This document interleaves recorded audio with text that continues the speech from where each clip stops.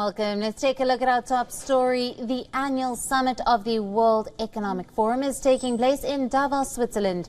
It is the biggest congregation of global leaders in a post-pandemic world that is taking place in the usual snow-laden setting of Davos, Switzerland.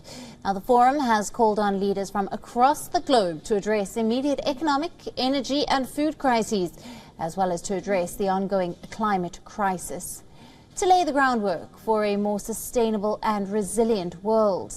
While climate change has long been a recurring theme at Davos, but this time the global leaders who will attend the meet will likely see the effects of climate change from their hotel rooms. As the leaders head to Europe's highest mountains, they may see fewer blindingly white peaks than in the past. Much of the Alps are not what they usually are at this time of year.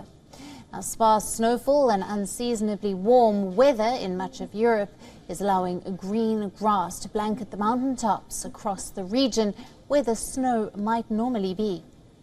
The lack of snow has also led to causing headaches for the ski slope operators and aficionados of the alpine white this time of year. Patches of grass, rock and dirt were visible in place of what would normally be a blanket of white snow. Davos is no exception. From 2005 to 2015, the average temperature in the ski town in January was almost 2 degrees Celsius, and so far this month the average was nearly 7 degrees higher.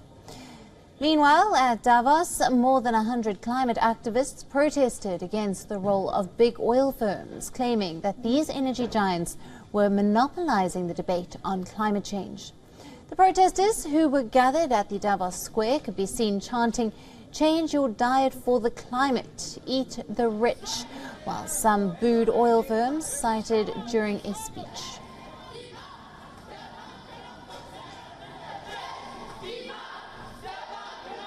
It's important to be here to show what are the problems of the World Economic Forum.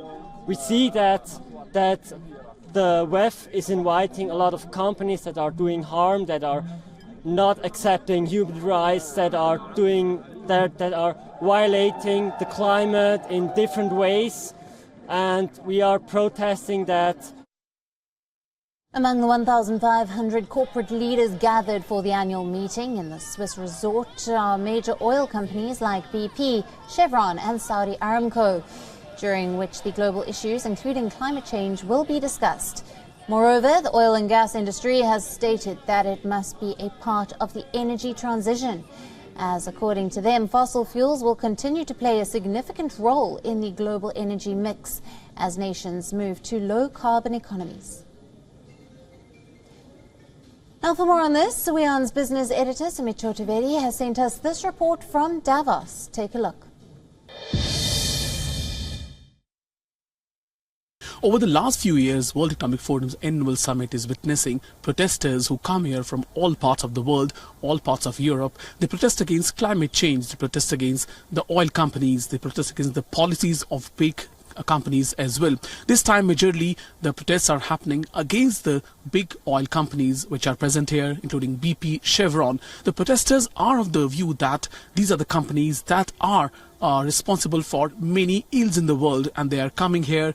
In fact, they are going to be in the same room with the policymakers and they are going to push their agenda. That's why they're protesting here. We have been witnessing these protests from the last many years. Sometimes they come in fake blood, which is spilled all over their body. They come in with different placards. This time also there are hundreds in numbers coming from all over the world. So here they are presenting their side of the story as well, that all what is happening here, the talk of globalization, that is leading to many problems. They are not leading to only solutions. So protesters have come here in Davos like earlier years as well.